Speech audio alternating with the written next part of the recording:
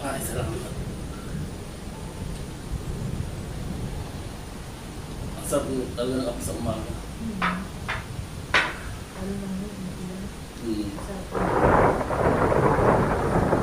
Sa dami lang, alasing ko na, ba't di ko pinising anak mo? Papasok pa sa eskwela yun.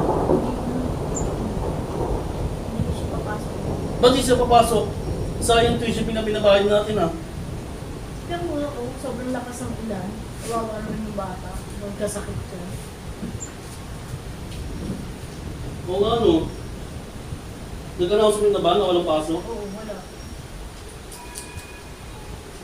Kasi yung sobrang lakas ng ulan, baka makamin ng mga bata. Kaya nag-announce na sila. Kung sa bagay, good idea. Kasi kung walang pasok, walang baon, matipid ako. Very good idea.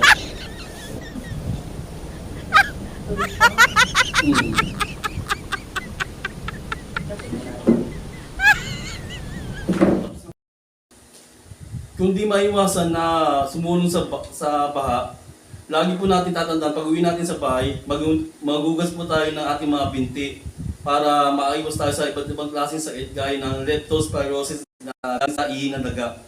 Ito po ang mabuting paraan para maiwas tayo. Lagi po maghugas ng binti.